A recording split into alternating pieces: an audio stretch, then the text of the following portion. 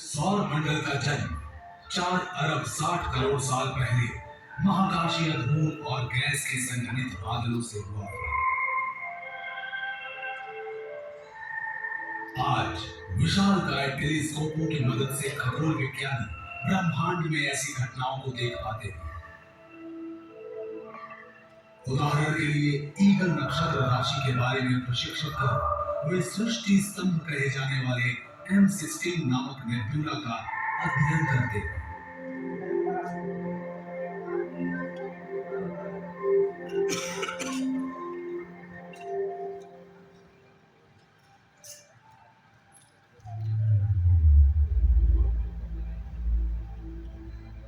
प्रलयंकर घटनाओं के क्रम में बने ये अनियमित आकार वाले बादल अपनी धुरी पर घूमते घूमते आकार ग्रहण करने लगे और चक्री नुमा बन गए।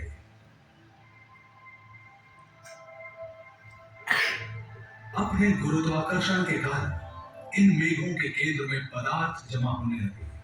पदार्थों का निरंतर विशाल होता आकार लगातार गर्म होते होते लाखों डिग्री तापमान तक पहुंच गया।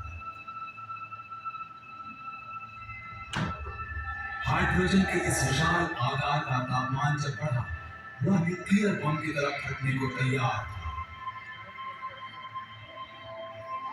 जब यह फटा, उसके कारण सूर्य फैल गया। केंद्र से शॉक वेव उत्पन्न हुआ, मेघपुंज पर अंदर से दबाव बढ़ा और सुपरनोवा विस्फोट या समीप से तारों के गुजरने जैसी दूसरी घटनाओं के कारण इस बादल का आकार बिगड़ गया। बादल के गैस अणु ठंडे हुए और छोटे कणों में संघनित होने लगे। पहले धातु और बाद में चट्टान। ये छोटे कण आपस में टकराकर जुड़ने लगे और प्लैनेटिस्मस नामक विशाल आकार बना।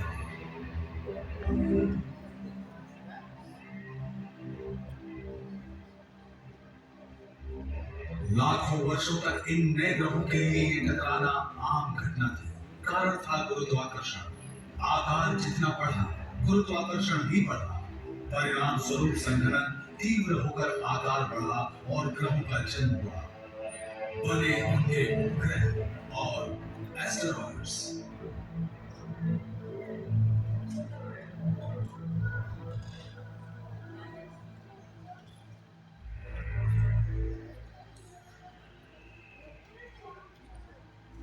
इन घटनाओं के निशान आज ग्रहों की सतह पर गड्ढों यानी क्रेटर के रूप में दिखाई पड़ते हैं। हमें दिखने वाली ये क्रेटर महाकाश में घूमते उन पिंडों के अरबों वर्ष पहले आपस में टकराने का परिणाम है।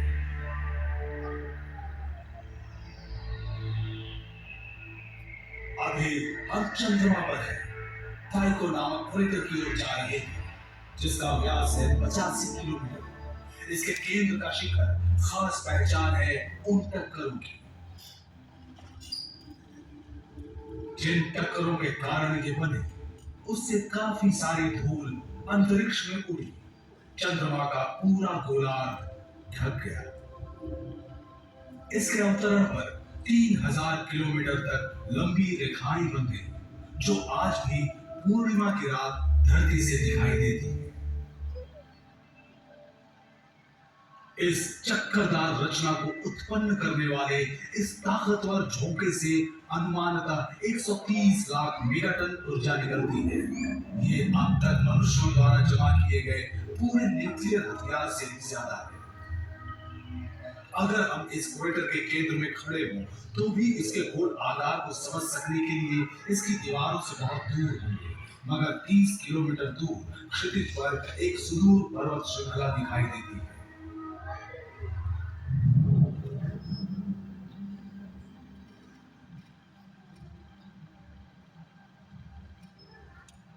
ये सभी क्रेटर अरबों साल पहले महाकाश में घूमते पिंडों के टकराने का नतीजा है।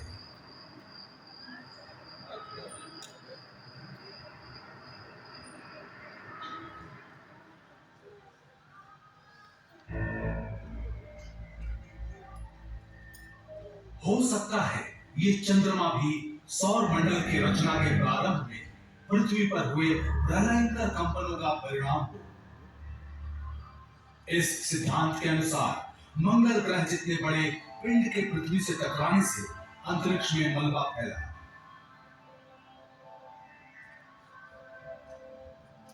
समय के बीतने के साथ गुरुत्वाकर्षण के कारण यह मलबा जुड़ गया और महाकाशीय ग्रह का जन्म हुआ जो पृथ्वी की परिक्रमा करने लगा।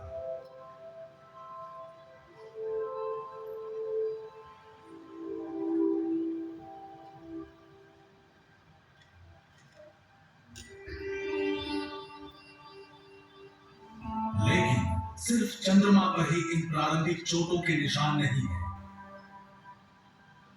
दूसरे छोटे महाकाशीय पिंडों पर भी ये क्रेटर बने हुए हैं। इनमें बड़े उपग्रह भी शामिल हैं।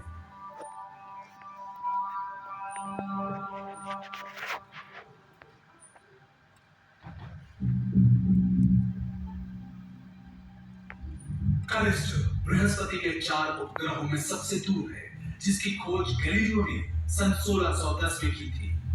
लेकिन उपग्रह होते हुए भी इसका आकार ग्रहों जैसा है। व्यास लगभग 5000 किलोमीटर, प्लूटो के व्यास से बड़ा, लगभग बुध के बराबर।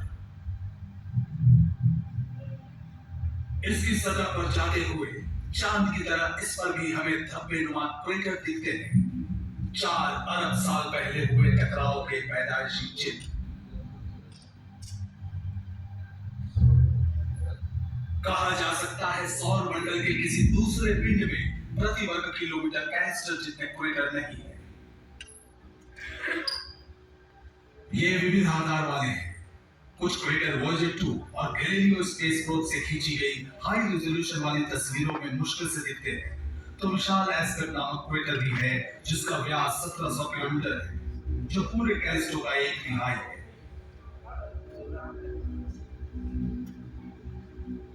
इस विशाल उपग्रह की ऊंची नीची सतह पर साफ दिखता है ज्यूपिटर कैटेना।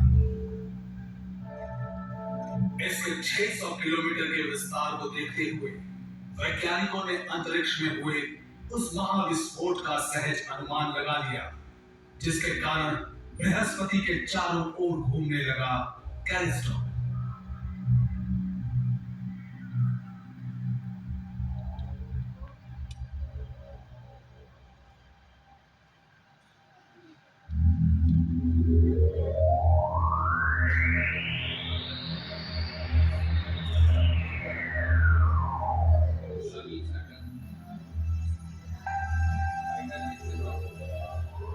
और ये है शनि का उपग्रह मीमस।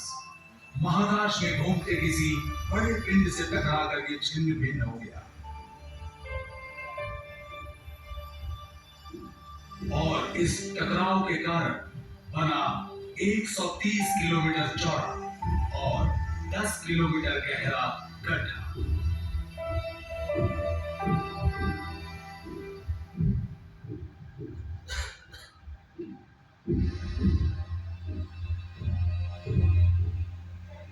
मंगल ग्रह के 2 चंद्रमाओं में से एक है फोबोस, किसी शहर जितना बड़ा, अपने ग्रह का घटती परिधियों में चक्कर लगाता है।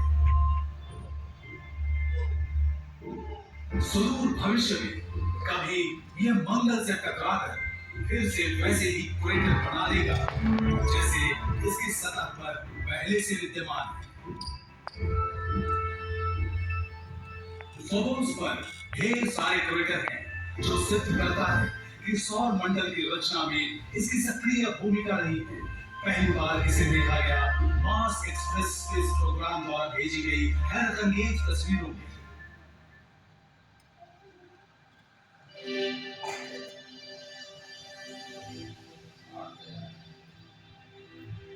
बुध ग्रह पर भी इसी तरह के निशान पाए जाते हैं।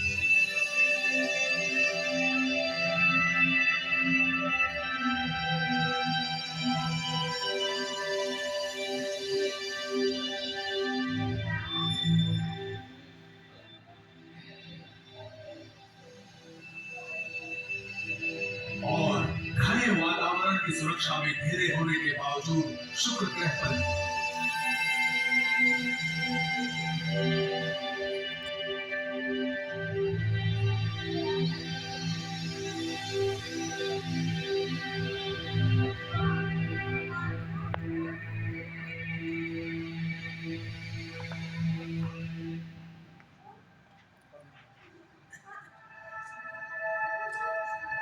24 मार्च 1933 को जीनी और कैरोलिन शूमेकर नामक पति पत्नी ने खगोल विज्ञानी डेविड लीवाई के साथ काम करते हुए अपना नौवां धूमकेतु शूमेकर लीवाई 9 खोज निकाला। उनके आविष्कार की दो अनोखी विशेषताएं थी।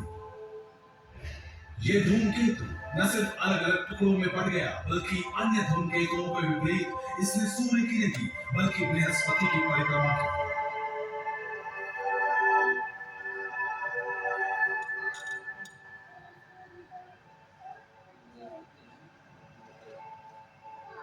वैज्ञानिक इस निष्कर्ष पर पहुंचे कि ये धूमकेतु हाल ही में बृहस्पति के शक्तिशाली गुरुत्वाकर्षण क्षेत्र में आकर टूट गया और इसके ढेरों टुकड़े टकरा जाने के लिए अनियमित परिक्रमा पथ पे ग्रह की ओर बढ़ रहे हैं।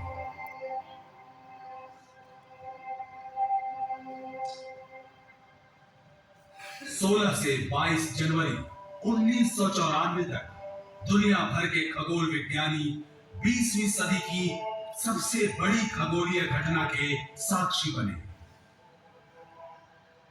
जब 22 बेडौल धूमकेतु एक के बाद एक बृहस्पति से टकराए थे। इनमें से कुछ का प्रभाव कई करोड़ न्यूक्लियर बमों जितना था।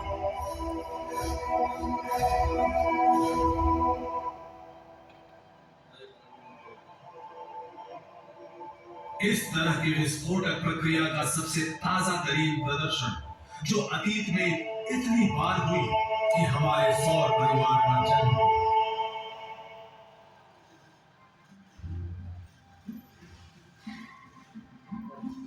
अगर सौर परिवार के हर पिंड पर ये क्रेटर पाए जाते हैं, तो ये सवाल पैदा होता ही है कि हमारे ग्रह में इस तरह की गोलाकार संरचनाएं क्यों नहीं बनी पड़ी। शायद इनका जन्म दूसरे ग्रहों और उपग्रहों से बिल्कुल अलग रहा हो।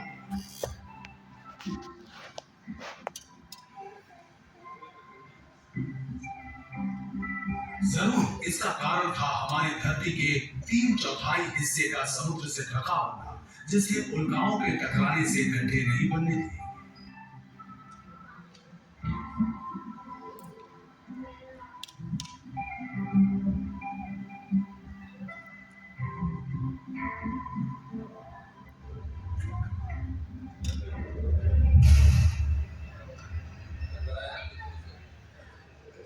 ये भी सच है कि हवा और बारिश के कारण हुए कटाव, वनस्पतियों और दूसरे जीवों के विकास ने धरती की सतह की सूरत बदल दी, टकराव के सारे चिन्ह मिटा दिए जिनसे हमारे ग्रह का जन्म हुआ।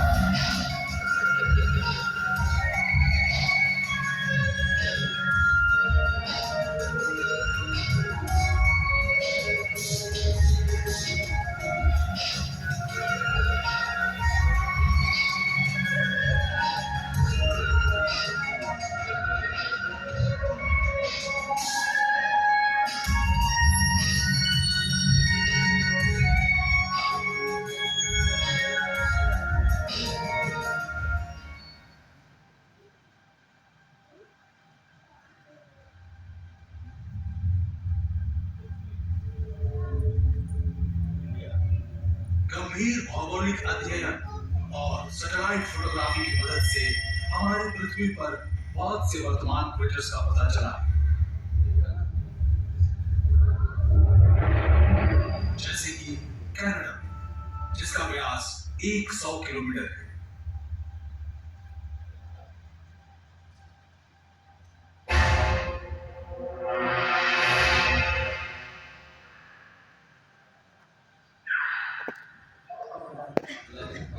इस तरह के कुछ टक्करों से मानव प्रलय ही आ जाता था और कई तरह की प्रजातियां विलुप्त हो गई, जैसे कि 6.5 करोड़ साल पहले इसी काल डायनासोर्स का नामो निशान मिट गया।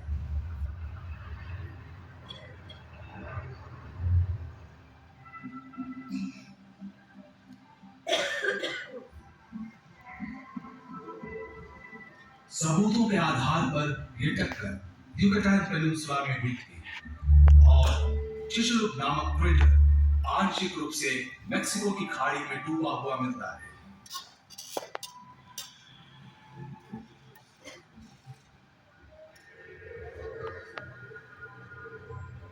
लेकिन इस ग्रह के हर हिस्से में हवा और पानी के एक ही तरह के क्षरण या दूसरे जीवों की निरंतर क्रियाओं ने इन निशानों को नहीं मिटाया। ऑस्ट्रेलिया के दूर दराज इलाके में पाया गया यह क्रेटर लगभग 3 लाख वर्ष पहले पृथ्वी पर एक 50,000 किलोमीटर प्रति घंटा की गति वाले उल्का के टकराने से बना था।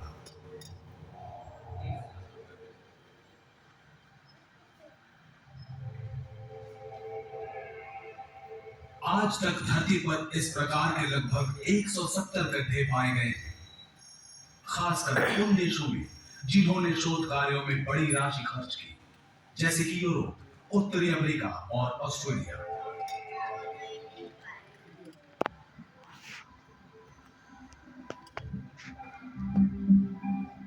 कुछ गड्ढे तो हाल ही के बने हुए हैं, जैसे कि सन 1908 में टंगुस्का के साइबेरियन इलाके में बना ये क्रेटर,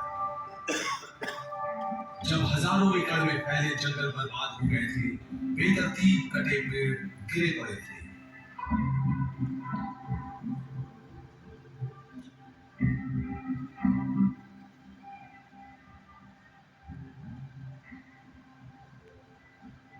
स्पेन में भी हमें टक्करों से बनी हुई ऐसी संरचनाएं मिलती हैं, जैसे कि ज़रागोजा से 50 किलोमीटर दक्षिण अजवारा में।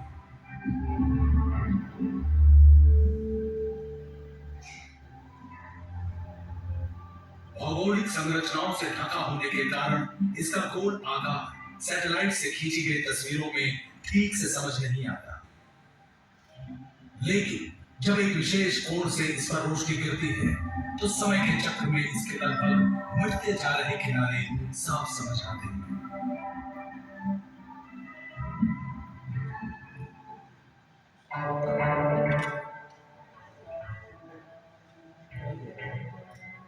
आज सौर मंडल के जन्म को लेकर विस्फोट पश्चात कणों के जुड़ने के सिद्धांत को पूरा वैज्ञानिक समुदाय बिना तर्क स्वीकार करता है।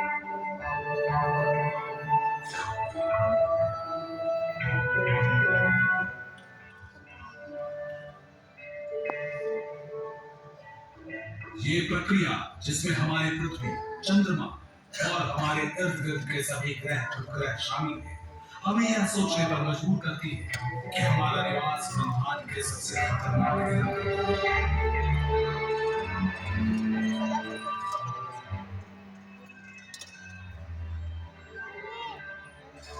लेकिन सौर मंडल के विशाल ग्रहों उपग्रहों की रचना से आपस में टकरा जाने की संभावनाओं से लैस इन भटकते पिंडों की संख्या में नाटकीय रूप से कमी आई।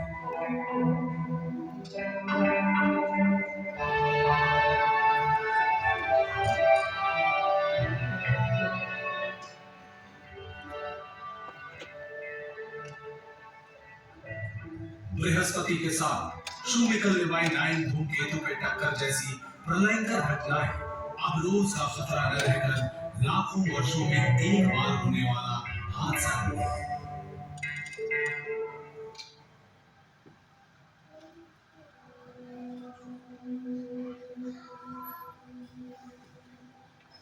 हमारी धरती हमारे लिए सुरक्षित है, इस बात का सबूत है कि 30 लाख वर्षों बाद भी मानव प्रजाति सकुशल है। उम्मीद है कि आने वाली कई सदियों तक हम महफूज रहेंगे इस